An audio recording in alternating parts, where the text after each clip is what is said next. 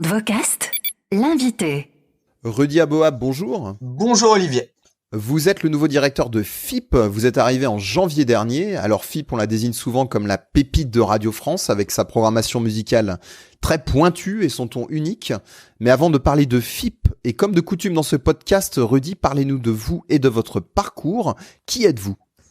Qui je suis ? Je suis un homme de radio, je suis un immense passionné de musique, je suis quelqu'un de curieux, d'ouvert, qui aime s'amuser au travail tout en faisant de la bonne radio, qui aime mettre la musique en valeur par la radio.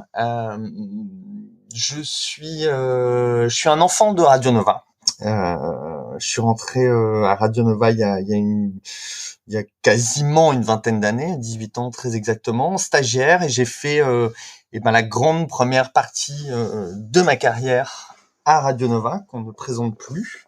Et me voilà effectivement depuis 4 mois à la tête de cette pépite, de cette radio absolument exceptionnelle que je découvre un peu plus tous les jours, qu'est FIP. Alors à Nova, vous étiez notamment en charge de la programmation des Nuits Zébrées, des Nova Sessions et aussi en charge de la promo et des événements. Est-ce que c'était naturel pour vous de passer dans le service public et notamment chez FIP ? J'ai effectivement créé les Nuits Zébrées. Les Nuits Zébrées ont été mon bébé pendant des années puisque ça a été une émission concert qui est un peu rentrée dans la légende de Nova puisqu'elle a duré 15 ans. Mais par contre, quand j'ai quitté Nova, j'étais directeur de la musique, donc j'étais en charge de toute la partie artistique, de la ligne musicale, éditoriale de la radio. Effectivement, 18 ans dans le privé, en tout cas au sein de Radio Nova, qui est une radio extrêmement familiale. Et effectivement, moi, je caressais un rêve dans un coin de ma tête qui était qu'est-ce qui peut se passer après Nova, radio exigeante dans la manière de défendre les musiques. Et effectivement, le point de chute ultime et absolu était FIP, en tout cas dans un coin de ma tête, et le service public, parce que je trouve que plus que jamais aujourd'hui, une des missions du service public est de savoir et pouvoir défendre toutes les musiques de manière populaire. Vous avez dit tout à l'heure FIP avec une programmation musicale pointue. Moi, je suis pas tout à fait raccord avec le mot pointu. FIP avec une programmation musicale large, curieuse, ouverte, qui peut être effectivement parfois pointue, mais qui au final est assez populaire parce qu'elle s'adresse à tout le monde. Et c'est en ça que j'étais particulièrement honoré de rejoindre le service public, spécifiquement à FIP, justement pour pouvoir aujourd'hui défendre avec cette radio exceptionnelle un spectre musical à 360, totalement large, qui lie le passé, le présent et j'espère le futur de la musique. Est-ce qu'il y a plus de liberté en termes de programmation sur FIP qu'il n'y avait sur Nova ? Oui, bien sûr. Et à vrai dire, les deux radios sont assez peu comparables. Le point commun évident entre FIP et Nova est cet amour de la musique, cet amour d'une manière de défendre la musique, les musiques en radio. Après, le spectre que FIP peut défendre est beaucoup plus large, beaucoup plus libre que Radio Nova peut le faire. Radio Nova est une radio composée d'une grille d'émissions autour de laquelle il y a de la musique. FIP est une radio dont la grille ou la non-grille est de la musique. Et de la musique qui vit toute la journée de manière ultra ouverte, ultra foisonnante, de 7h du matin à 23h en direct, puisque je crois que le taux de musique sur FIP explose tous les records possibles et imaginables. On doit être autour de 90-92% sur une journée complète. Et que FIP, qui a créé ce format ou ce non-format, en tout cas cet anti-format il y a 50 ans, se retrouve aujourd'hui avec l'évolution des manières d'écouter, des possibilités d'écouter de la musique qui ont littéralement explosé depuis 10 ans entre les plateformes, le YouTube, la possibilité d'écouter la musique sur son téléphone, les web radios, etc. FIP se retrouve aujourd'hui en tant que radio musicale avec le format le plus moderne qui existe pour défendre la musique, à savoir jouer la musique de manière totalement libre, totalement décomplexé, sans la moindre rotation sur les titres. En l'occurrence, je réexplique pour les personnes qui écouteraient le podcast qui n'auraient peut-être pas la notion de ce qu'est une rotation en radio. Une rotation en radio, c'est le principe de faire tourner plusieurs fois par jour les nouveautés, la playlist qu'une radio met en avant. Et ça existe partout. Ça existe qu'on soit sur un format chez Skyrock, chez WeFM, chez Nova, etc. La rotation existe dans toutes les radios. FIP a aujourd'hui, fort de ses 700 000 auditeurs, des auditeurs qui justement viennent pour l'inverse, à savoir ne pas entendre les mêmes titres, entendre une programmation qui est faite de manière totalement artisanale et humaine et qui raconte une histoire de la musique différente tous les jours. Alors donc vous avez pris le flambeau de Bérénice Ravache à la direction de FIP en janvier dernier. Cette dernière elle est partie sur France Bleu. Alors comment on reprend la direction d'une radio comme FIP qui a 50 ans, qui a un format à la fois très installé mais aussi un format qui surprend toujours par définition puisque c'est la radio éclectique par excellence. Qu'est-ce qu'on fait quand on arrive à la direction de FIP? On la prend telle qu'elle est, on touche rien ou au contraire on continue, on innove toujours. Bon, déjà, on arrive avec ses disques. On étale ses disques un peu partout dans son bureau. On prend ses marques. On écoute la musique fort dans le bureau avec les portes ouvertes.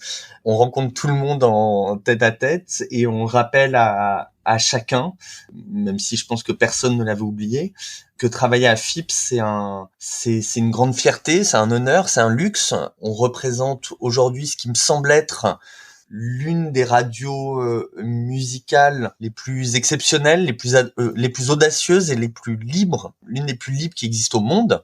Donc il faut être fier de la représenter, il faut jamais oublier ce que le niveau d'exigence dans la manière de défendre la musique que l'on doit à nos auditeurs, notamment évidemment parce qu'on est le service public, mais pas que, parce que arriver aujourd'hui à exister, à avoir des beaux niveaux d'audience qui ne cessent d'augmenter de manière extrêmement saine, puisqu'on est sur une consolidation depuis maintenant 2 ans de 700 000 auditeurs jour, avec aussi une grosse part sur le numérique, et je précise 700 000 auditeurs jour, 708 000 exactement, avec uniquement 10 fréquences en France.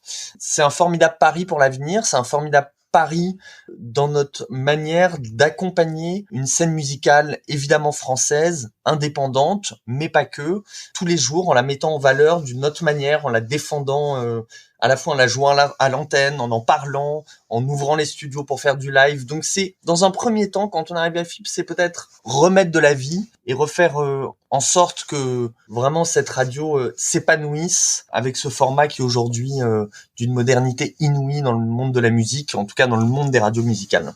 Donc parmi vos grands chantiers à la direction de FIP, c'est notamment ouvrir les portes de FIP et notamment votre expérience du live, développer ça. Entre autres, tout à fait. Accompagner la scène musicale française. Ouais, c'est faire en sorte que, en fait, il n'y a pas d'énormes chantiers sur FIP, en tout cas pas dans l'immédiat. Je veux dire, le format de FIP, et j'ai rencontré 10 auditeurs la semaine dernière parce que j'avais envie de parler, ça je vais continuer à le faire dans les mois qui arrivent. J'ai invité 10 auditeurs à la radio parce que j'avais envie de les rencontrer, de parler avec eux, de voir quel était leur rapport à FIP, de quelle manière ils écoutaient la radio, de quelle manière ils percevaient notre programmation musicale. Les auditeurs viennent, encore une fois, j'y reviens, pour ce formidable anti-format ou format, je sais même plus comment on l'appelle, inventé il y a 50 ans, qu'aujourd'hui il est extrêmement important de défendre et qui est absolument unique, de la musique, de 7h à 23h, programmée de manière manuelle, qui vous raconte une histoire, qui lie les musiques du passé, du présent, du futur. Voilà, tout ça de manière extrêmement foisonnante et qui est mixé en direct tous les jours par des humains, quoi. FIP est une radio extrêmement humaine et c'est ça qu'on a besoin de ressentir, ou en tout cas que les auditeurs ont besoin de ressentir à l'extérieur, quoi. On n'est évidemment pas un robinet à musique, comme j'ai pu l'entendre avant mon arrivée. On est une radio qui programme de la musique par des humains, qui a beaucoup de caractère. Alors FIP, c'est principalement de la musique, mais il y a quand même des émissions. Donc à partir de 19h, il y a Jazz à FIP.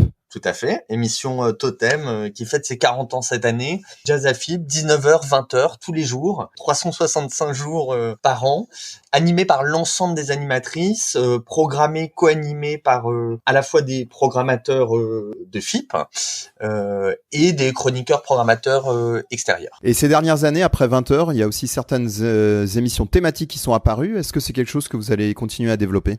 Alors ça, c'était il y a 2-3 ans, si je dis pas de bêtises. Donc effectivement, donc on a parlé de Club Jazz à FIP. Il y a une autre émission dont j'aimerais parler très rapidement, une très belle émission sur la musique au cinéma ou le cinéma en musique.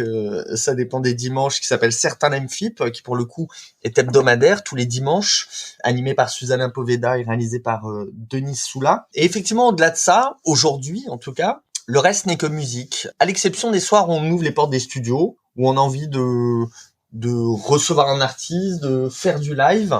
Aujourd'hui, il n'y a pas d'émission de manière fixe, et c'est peut-être aussi assez intéressant, et c'est peut-être aussi une manière d'avoir un format qui est encore plus moderne. Pour l'instant, je me suis pas arrêté sur la question pour l'année prochaine ou les années à venir. Ce qui est sûr, c'est que nous allons continuer à faire du live, nous allons continuer à créer des contenus spéciaux sur mesure, des cartes blanches avec des artistes, ou encore plus récemment, nous avons emmené un DJ qui est absolument DJ reconnu de manière sur la scène internationale. Il s'appelle Danilo Plesso, plus connu sous le nom de MCDE, qui est un immense digger de musique et qui est un fan absolu de FIP. Je vais proposer d'aller à la discothèque de Radio France, dans le 19e, de choisir des vinyles qui traduiraient sa propre vision de FIP. Donc il était comme un gamin, puisqu'il s'est retrouvé à la discothèque de Radio France dans le 19e, qui doit avoir, je crois, autour de 400-450 000 vinyles. Il a passé 3 heures là-bas, il voulait absolument plus repartir. On a fini quand même par lui dire qu'il fallait retourner à la radio, et donc on est revenu à la radio avec sa sélection de vinyles. Il en avait pris une vingtaine, une trentaine, que des pièces rares et exceptionnelles, et il est venu mixer en direct sa propre vision de FIP. Bon voilà, ça c'est des choses comme ça qu'on va continuer l'année prochaine. Est-ce qu'on installera une grille fixe le soir après 20h ? Je ne sais pas pour l'instant. Je continue à voir comment cette radio vit, évolue, et comment surtout elle est écoutée par nos auditeurs. Alors, FIP a aussi connu ces dernières années quelques petites retouches qui ont parfois fait polémique. Alors, il y a eu la fermeture des dernières stations locales à Nantes, Strasbourg et Bordeaux. On en a déjà beaucoup parlé dans le passé. C'est fait, c'est du passé. Et il y a eu aussi, il y a 2 ans, la fin des flashs d'information générale qui étaient diffusés autrefois 10 minutes avant chaque heure.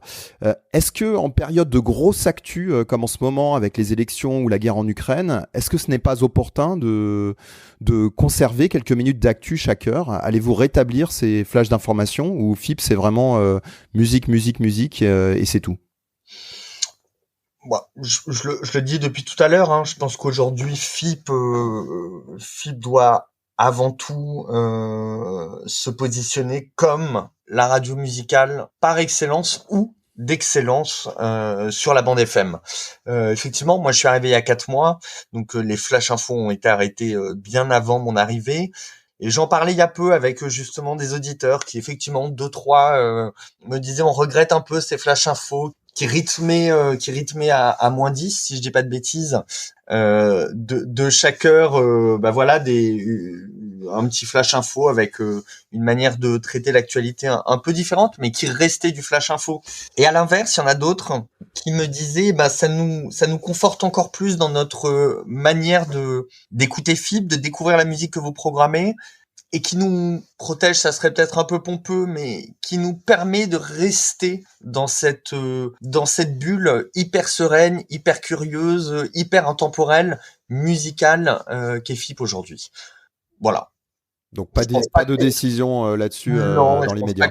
Non, je pense pas qu'aujourd'hui revenir vers des flash infos à l'heure où, encore une fois, on est extrêmement sollicité par les informations extérieures de toutes parts. Je pense que ce qui est important pour FIP aujourd'hui, c'est qu'on se concentre plus que jamais sur les musiques. Et en tout cas, et la manière de les défendre, hein. Je veux dire, on a quand même des animatrices qui font un travail absolument exceptionnel dans leur manière de mettre en valeur la musique que les programmateurs programment, mais qui aussi apportent des informations éditoriales, régionales et parisiennes, quasiment tous les quarts d'heure, tous les 20 minutes, de manière encore une fois très très fipienne, quoi. Je veux dire, la manière d'animer sur FIP n'existe pas ailleurs sur d'autres radios, tout en gardant toujours ce petit côté taquin et une grande part de liberté pour chacune des animatrices sur chacun de leurs micros. Alors revenons à la musique à présent. Donc vous l'avez dit tout à l'heure, la programmation est fabriquée à la main. Est-ce que vous déjà confirmez bien qu'il y a aucun logiciel d'aide à la programmation qui est utilisé par les programmateurs? J'invite tout le monde à venir à la radio et c'est ce que je fais depuis 4 mois, depuis que j'ai découvert la manière dont on programmait la musique. J'ouvre les portes de cette radio, alors à des auditeurs évidemment, mais à nos interlocuteurs et amis des labels, des maisons de disques, etc., qui peut-être ne seraient pas encore totalement au courant. Moi, ça a été une des choses qui m'a le plus épaté quand je suis arrivé, et pourtant, encore une fois, on y revient. J'arrive de Radio Nova, qui est une radio, je pense, qui a plus rien à prouver sur la musique. Mais quand je suis arrivé ici à FIP et que j'ai regardé, que j'ai échangé avec les programmateurs, puis les techniciens en studio, j'ai été complètement ébahi par la manière dont on programme la musique. C'est bien simple. Il y a 8 programmateurs à FIP. Ces 8 programmateurs, tous les jours, réécrivent une nouvelle page de la musique, ou en tout cas repartent d'une page blanche pour écrire leurs 2 heures de programmation musicale, puisqu'on est passé à des tranches de 2 heures par programmateur. Donc ça, c'est une première chose. Aucun morceau sur FIP n'est diffusé 2 fois dans une même journée. Ça n'existe pas ailleurs, en tout cas pour des radios musicales FM.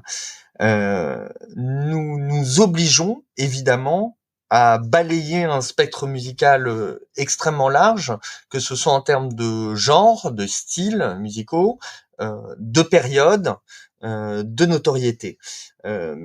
Et tout ça derrière, c'est le savant mélange et la manière de faire totalement artisanale et humaine de ces programmateurs qui, toutes les 2 heures, va vous raconter une histoire de la musique, suivant l'humeur du programmateur. Et c'est ça qui est absolument fantastique. Tout est humain.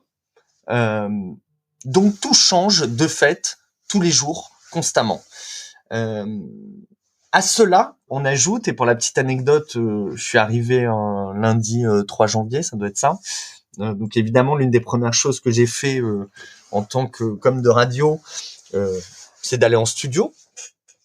Et là, je suis tombé sur l'un de nos techniciens, parce qu'on a une dizaine de techniciens qui sont en tournant dans les studios de FIP, et je le vois enchaîner 2 morceaux. Et je lui dis, mais que viens-tu de faire?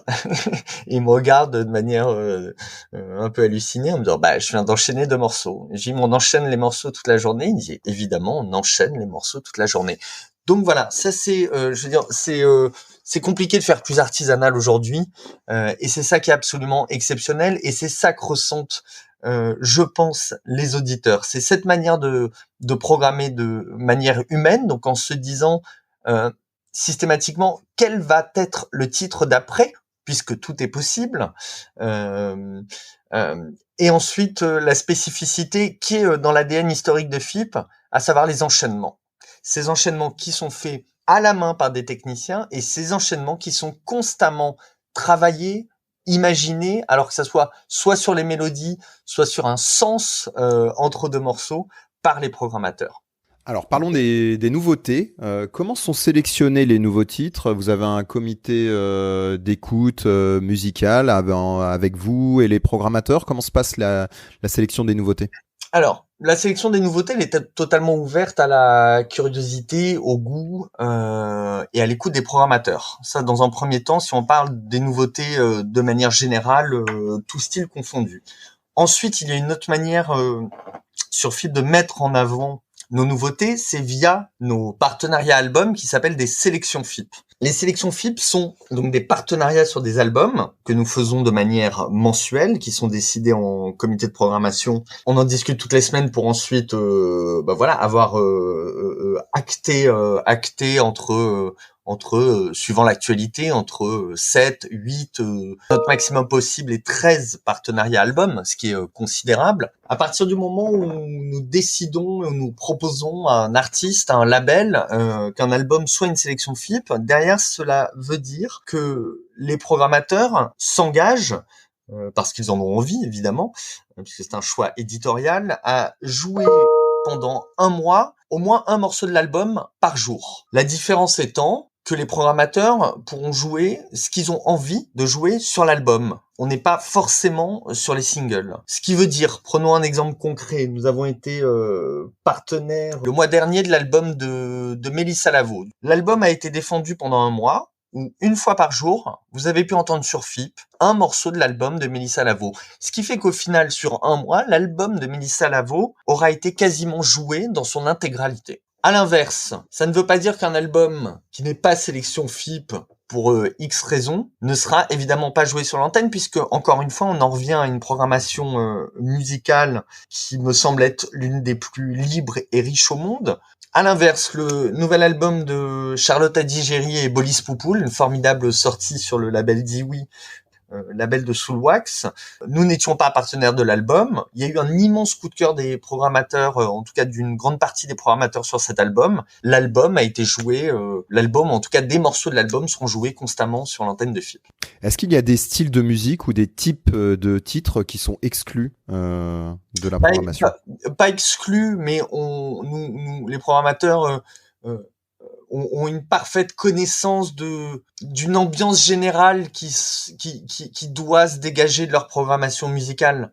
Nous sommes à la fois sur une radio qui effectivement est extrêmement curieuse, mélange les genres, qui n'est pas là pour trop brusquer, même si on n'est pas non plus uniquement, on n'est surtout pas, en tout cas on n'est pas une radio calme ou qui est uniquement une radio d'accompagnement, mais il y a réellement un confort d'écoute sur FIP. Il se doit d'y avoir des variations, mais on n'est pas là non plus pour provoquer ou brusquer l'auditeur. On est là pour amener les choses de manière mélodique, logique, curieuse, et que l'oreille se tende parfois en se disant tiens, là il y a peut-être un rythme qui est un peu plus surprenant, un son qui est un peu différent, mais ça prête à un intérêt, et puis l'auditeur sait que derrière on va repartir de toute façon sur autre chose. Donc c'est plus une ligne générale qui se dégage que des choses qui sont exclues. Après, effectivement, il y a, mais comme toutes les radios du monde, il y a des choses qui sont plus compliquées à programmer que d'autres. Mais je te rappelle, Olivier, qu'on a derrière 8 web radios qui nous permettent aussi d'étirer le spectre de FIP de manière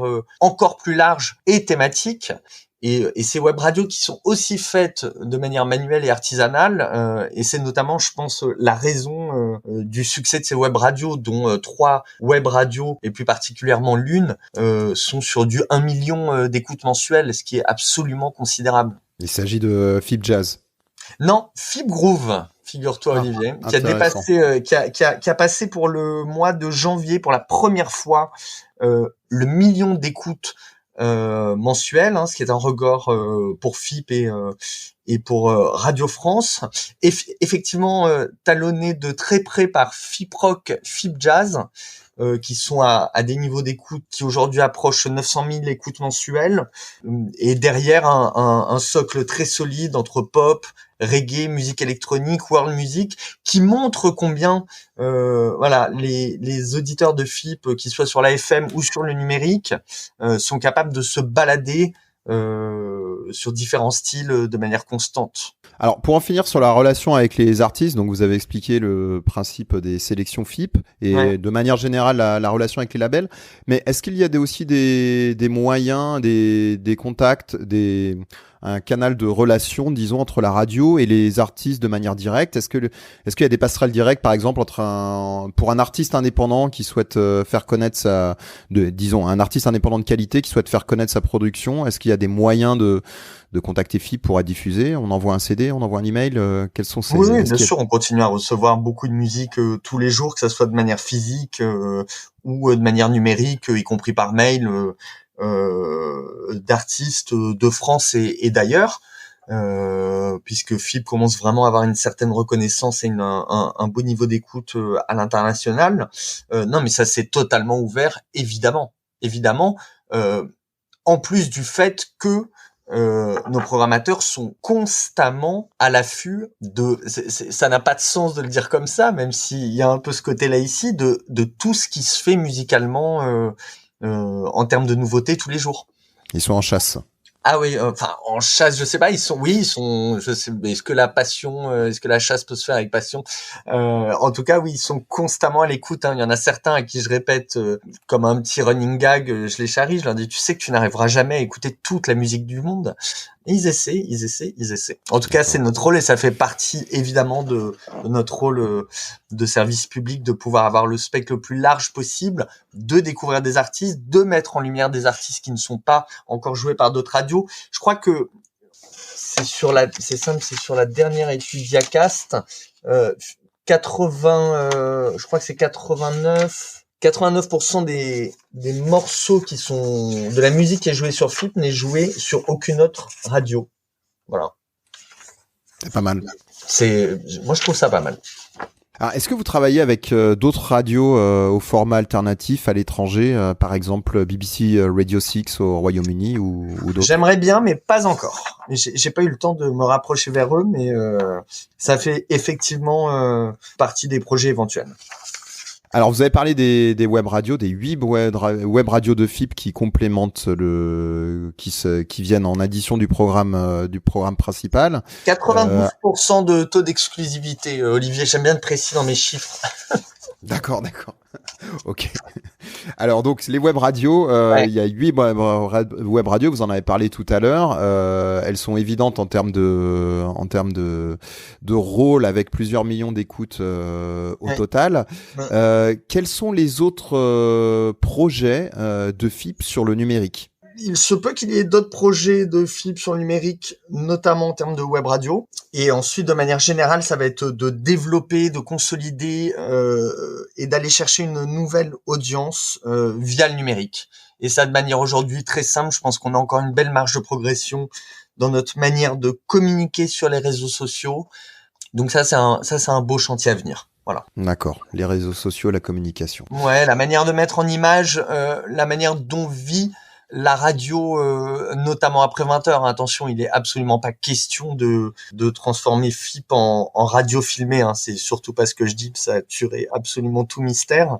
Mais quand on reçoit des artistes, aujourd'hui, on a une belle marge de progression dans la manière de filmer leur live. Et ça, il faut qu'on arrive à mieux communiquer dessus, à mieux produire nos vidéos là-dessus. Alors le numérique, c'est aussi le DAB+, qui est arrivé sur l'axe Paris-Lyon-Marseille. Donc le DAB+, c'est la radio numérique. C'est en complément de la FM, on l'a dit tout à l'heure. FIP n'a que 10 fréquences en FM. Et malgré cela, 1,3% d'audience cumulée. Donc beau résultat. Quel sera le rôle du DAB+, dans la stratégie de FIP concernant son développement? Le rôle du DAB+, ça sera de pouvoir, dans un sens ou dans l'autre, monter dans une voiture à Marseille ou à Paris, pour l'instant, puisque ce sera possible sur d'autres parties du territoire dans les mois ou années à venir, et de pouvoir écouter FIP de manière continue, non-stop, avec une qualité de son exceptionnelle, sans grésillement, etc., etc. Je crois qu'aujourd'hui, FIP est déjà une chaîne nationale. Il y a un chiffre qui le prouve totalement et qui montre combien les habitudes d'écoute des auditeurs de FIP aujourd'hui sont liées au numérique. C'est que on est la radio dont le pourcentage d'écoute de FIP se fait via le numérique est la plus importante. 39% de nos auditeurs nous écoutent déjà sur le numérique. Aujourd'hui, il suffit juste de communiquer sur le fait que FIP est une chaîne nationale, voire, allons plus loin puisqu'on a une belle partie d'écoute à l'international, une chaîne internationale. Aujourd'hui, vous pouvez écouter FIP effectivement là où nous avons des fréquences, donc Paris, Toulouse, Nantes, Bordeaux, etc.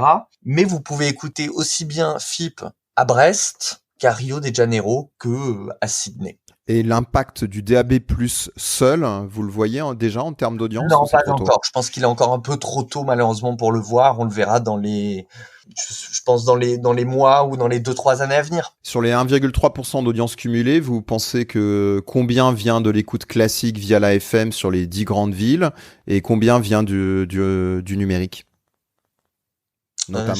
J'ai pas ces chiffres. Le seul chiffre que j'ai aujourd'hui, c'est que 39% de notre audience nous écoute via le numérique, ce qui est le plus fort taux de contribution, toute radio confondue aujourd'hui. 1,3% d'audience cumulée, est-ce que vous avez un objectif, alors soit un objectif fixé par la direction ou votre propre objectif de faire monter cette audience à d'autres niveaux? Bonne question. J'ai pas d'objectif particulier. Aujourd'hui, j'essaie d'imaginer, de comprendre où est le plafond de verre de FIP. Je pense pas qu'il soit à 700 000 auditeurs. Je pense qu'on a une fantastique et belle marge de progression, notamment via le DAB+, notamment via le fait de communiquer comme FIP, radio, chaîne nationale, voire internationale. Le plus haut sera le mieux. Alors, dernière question, ou avant-dernière question, comment se coordonne la direction de FIP avec la direction des autres radios et aussi avec la direction générale ? De manière hyper naturelle, riche, puisque nous avons des échanges constamment, que ce soit avec Marc Voincher de France Musique, Laurence Bloch chez Inter, et aussi avec Dana Astier, Sybille Veil, avec qui j'échange constamment et fréquemment sur notre réflexion sur FIP, aussi bien que ce soit de manière éditoriale que purement humaine. Vous avez carte blanche sur votre direction ? Oui, tout à fait, bien sûr. Dernière question, Rudy. Dans 18 ans, on vous retrouve où ? Dans 18 ans, on me retrouve où ? Quoi qu'il arrive, entouré de musique. D'accord, la musique avant tout. Tout à fait. D'accord. Merci Rudy Aboab, nouveau directeur de FIP. Merci beaucoup pour votre disponibilité. Merci beaucoup, Olivier. Bonne journée. Des ondes Vocast.